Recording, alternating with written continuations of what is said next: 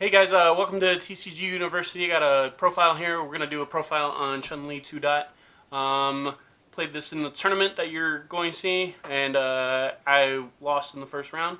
But I think I built a pretty cool deck. And the game that it worked really well. So let's get to it. Alright, so this is Chun-Li 2 Dot from Street Fighter vs. Darkstalkers. It's on 6-hander, 27 life. Air, Earth, and Good. I built this deck under Air and typical Air stuff. So let's get into the attacks. The first one is 4 Panzer Breakers. Played that card because it clears itself from the card pool almost no matter what, unless they stop your enhance. Also, it's really cool because of the powerful. Chun-Li is really good at building momentum. She has an enhance that you put a face down from your card pool in once per turn. Put a face down from your card pool into your momentum and give +2 or -2 damage. And it also the enhance clears it, which is the reason we play it. But it also gives +1 speed to the next tech attack, which sometimes can be very helpful. Then I played 2 Ninja Cannons. That card also clears itself. Again, it has EX2, another way to use momentum, and it fits the first enhance of Chun-Li, which is if it's a kick, punch, or fury, you can commit a foundation and give it +3 speed. Then I played 3 of Yosokyaku. This card is a kick. It's cool because you can't reduce the damage of it. And then if it deals, you get to mill 3 cards from your top of your deck to look for another kick attack. So we played a bunch of kicks in that like hope that we could get there or find one. One of those is Fog Blanket. Probably the second best attack in the deck.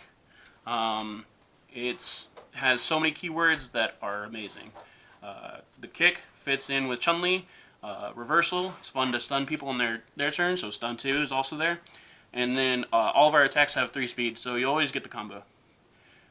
Except for Ace Maneuvers, but that's just the kill card.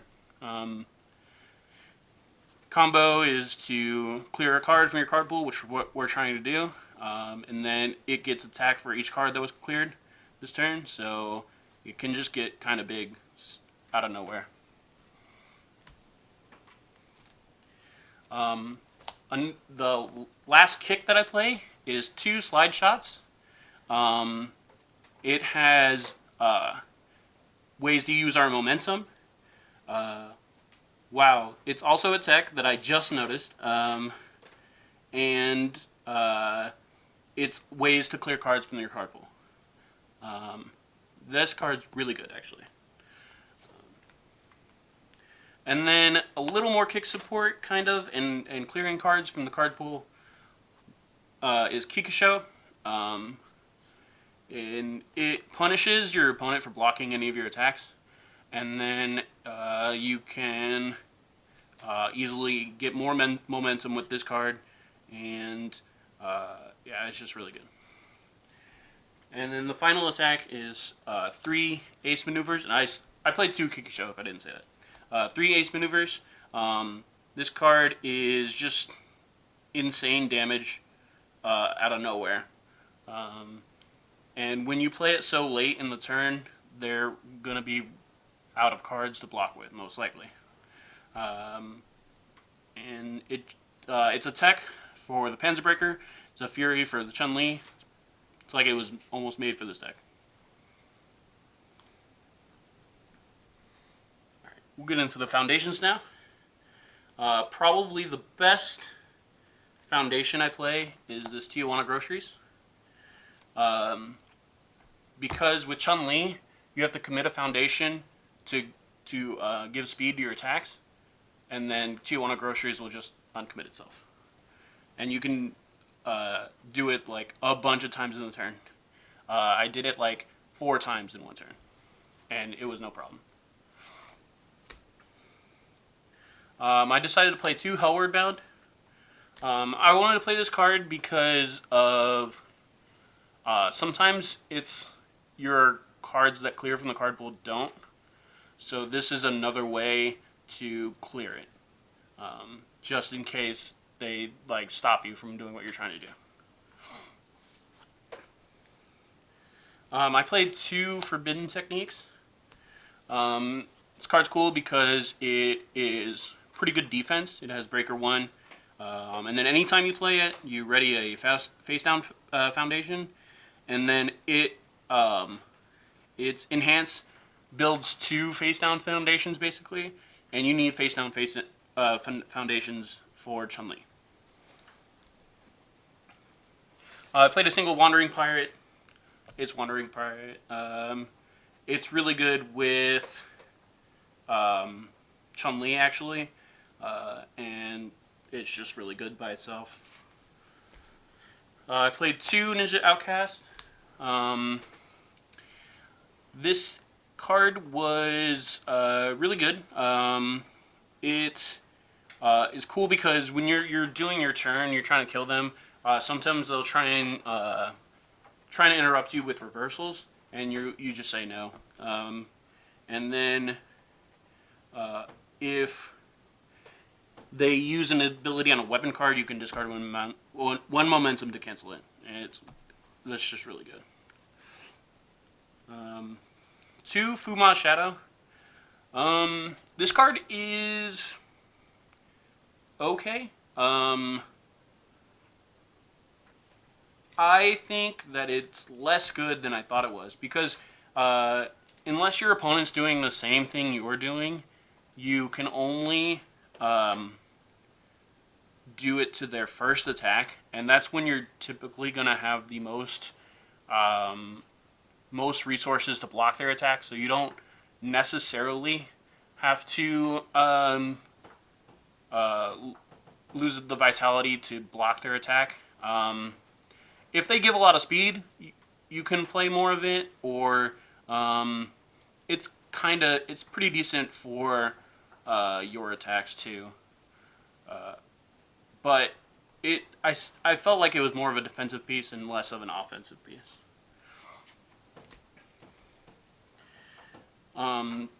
2 Unlikely Allies. This one is for the...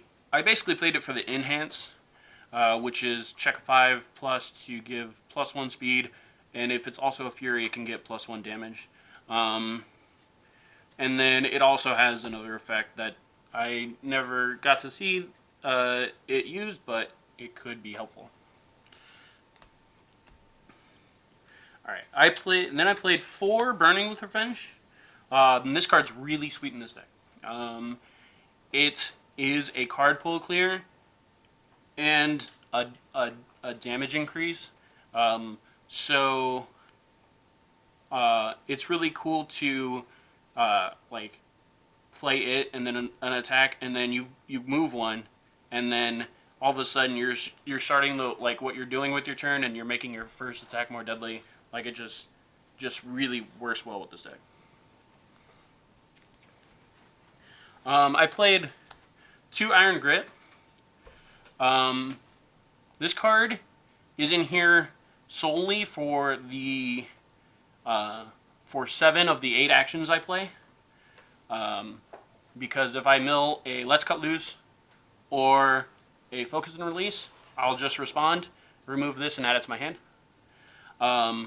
But it also can be used to help make sure your like first or second Panzer Breaker, they don't like stop you or any cool action to block with. You can like prevent that from happening. And then I played 3 Power Cycles. I played this card mostly for the enhance. Your attack, commit, flip, add one card from your card pool to, or from your discard pile to your card pool.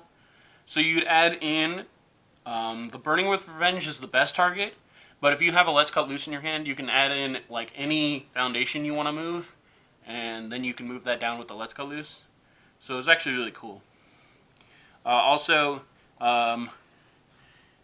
if you after you block with this card, you can ready one foundation that hasn't been ready this combat phase. So that's really good as a defensive power. Then I played 2 Bridging the Races. So I play a lot of kicks, a few punches. So I can commit it to give +1 speed and +1 damage, but mostly it would be used to make checks with cards, and then once I move something into the staging area, I could ready it. That was mostly why I put it in there. For Finding What Was Lost, I feel like this card pretty much explains itself. It's another form of Fog Blanket, basically. Just increase the damage of your attack and make it even more scarier. For Hell's Reach, this card is just incredibly good, especially in Chun-Li where you need face-down foundations. So it could be commit for Chun-Li to give speed, use Hell's Reach, and then you could move it into your momentum for damage, all in the same attack. And then I played 4 Push the Limit just as a spam. Also, forcing your opponent to flip a foundation. They never want to do that, so you might not hit the best thing, but you'll hit something, and it'll probably be important at some point. Alright, moving on to the 8 actions I played. I played 1 Bang. I just wanted to play the Bang just as a slight defensive idea. Like, it also, yeah, just mostly as a defensive thing. Or when you're on offense and they have a foundation that you don't want to deal with, like, that's really good too. Played 4 Let's Cut Loose. It's mostly draw power, but also sometimes you clear a card pool with it. So that's just really what it's good for. And then 3 Focus and Release. After thinking about the attacks that I played, this might not have been as necessary, but it's in the same vein as Hellward Bound. If they prevent your card from clearing the card pool, you can clear it yourself. And it's not terrible in defense. And then the single ass I played is a Reki Maru and Meki Maru. Another form of Finding What Was Lost for Fogblade or Ace Maneuvers, and a decent draw power in its own right. And that's the deck. Alright, and this was Chun-Li under Air. I was inspired by our teammate Michael's Torn Loose deck. And I wanted to emulate it a little bit just so I could feel what playing Air was like. And I definitely did what I set out to do. And I am very surprised with the results of the deck. Unfortunately, I lost, but it's a good start for what it could be. And thanks for watching, guys. Make sure to check out any other videos. Definitely watch the duels or the games that we played. They were really good. And check out the rest of the tournament. It's going to be amazing. And see you next time.